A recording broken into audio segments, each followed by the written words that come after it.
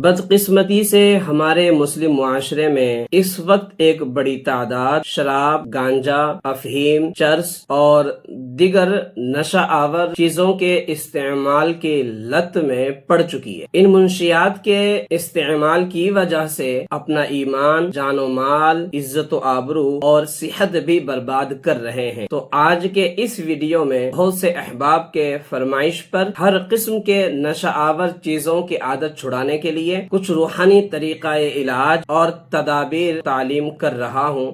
توجہ کے ساتھ میں سماعت کریں۔ نحمدہ ونصلی علی رسولہ الکریم، اما بعد فاعوذ باللہ من الشیطان الرجیم، بسم اللہ الرحمن الرحیم۔ محترم سامعین و ناظرین، السلام علیکم ورحمۃ اللہ وبرکاتہ۔ میرے عزیزو، بہت ہی افسوس کی بات ہے کہ موجودہ دور میں بہت سے مسلمان شراب کے نشے میں مست ہیں، یا کوئی گانجا، افہیم، چرس یا بھنگ کے استعمال میں اپنی زندگی برباد کر رہے ہیں۔ ان کے استعمال کی بنیادی وجہ برے دوستوں کی صحبت، بڑھتی ہوئی بے روزگاری اور روز بروز بڑھتی ہوئی مہنگائی، اور ساتھ ہی ساتھ دین سے دوری اور قرآن و حدیث میں بیان کردہ وعیدوں سے بے خبری بھی ہے۔ دین اسلام اپنے ماننے والوں کو ہر اس عادت اور عمل سے سختی کے ساتھ بچنے کا حکم دیتا ہے جس سے جان، مال، عزت و آبرو یا ایمان کو نقصان پہنچے، یا جو انسان کو اللہ تعالیٰ کے ذکر اور فرائض سے غافل کر دے۔ انہی تباہ کن اعمال میں شراب،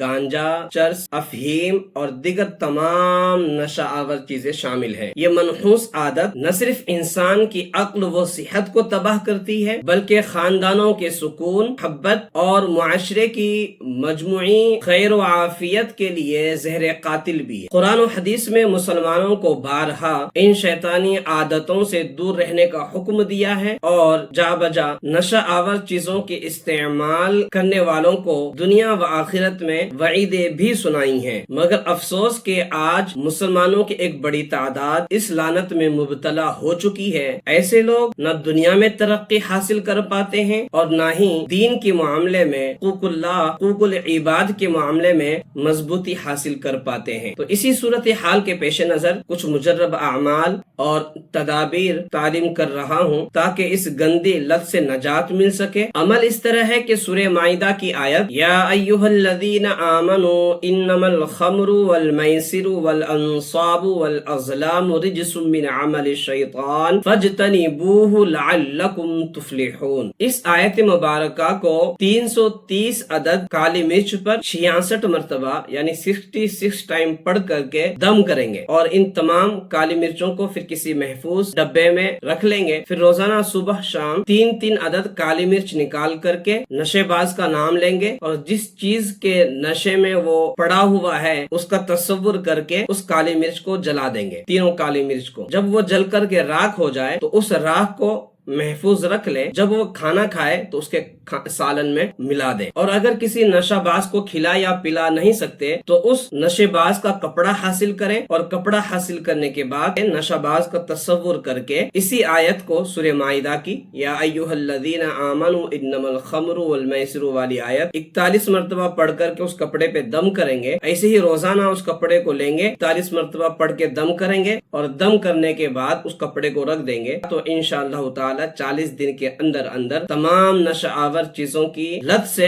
نفرت ہو جائے گی۔ تیسرا طریقہ، سورہ ہمزہ 14 مرتبہ پانی پر یا کسی بھی مشروب پر، پاک اور حلال مشروب پر 14 مرتبہ پڑھ کے دم کر لیں۔ اس کو وقتاً فوقتاً دن میں 2 بار، 3 بار، 5 بار، سب سے بہتر ہے پانی پہ دم کر کے رکھ لیں، تو جب بھی وہ پانی مانگے، پانی پیے، وہی پانی اس کو پلایا جائے جس پانی کے اوپر سورہ ہمزہ پڑھ کر آپ نے دم کیا ہے۔ تو مسلسل چند ہفتے، چند مہینے عمل کریں گے تو انشاءاللہ تعالی ہر قسم کے نشے کی لت سے نفرت پیدا ہو جائے۔ ان اعمال کے ساتھ ساتھ میں کچھ تدابیر بیان کرتا ہوں، ان تدابیر کے اوپر بھی عمل کرنے کی مکمل کوشش کریں۔ تو سب سے پہلے ایسے دوستوں سے، نشہ کرنے والے کو دور کر دیں جہاں شراب کا استعمال ہوتا ہے۔ جن دوستوں کے ساتھ میں بیٹھ کے وہ پیتا ہے، ان دوستوں سے اس کو دور کرنے کی کوشش کریں، مگر حکمت عملی کے ساتھ میں، نفرت سے نہیں۔ دوسری تدبیر، شراب پینے والے کو سچی توبہ کرانے کی کوشش کریں، اور شراب کے جو نحوست ہے، جو اس کے نقصانات ہیں دنیاوی طور پر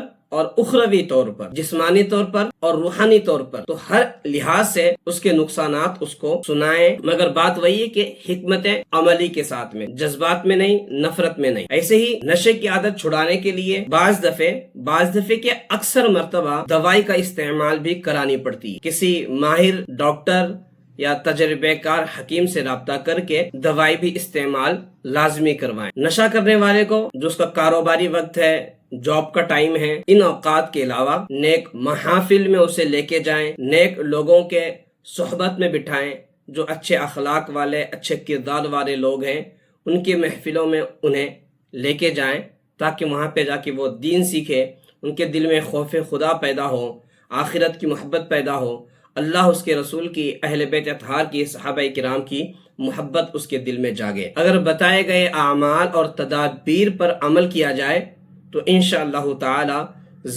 ضرور کامیابی حاصل ہوگی۔ نشہ کرنے والا کسی بھی قسم کے نشے میں مبتلا ہوگا، وہ چند ہفتے، چند مہینے کی محنت سے انشاءاللہ وہ اس بری لت سے باہر آ جائے گا۔ شرط یہی ہے، یقین کامل کے ساتھ میں کریں، محنت کے ساتھ کریں، مسلسل، یعنی کہ ایک دن عمل کیا، دوسرے دن چھوڑ دیا، دوسرے دن کیا، 3 دن چھوڑ دیا، ایسا نہیں کرنا ہے، مسلسل کریں۔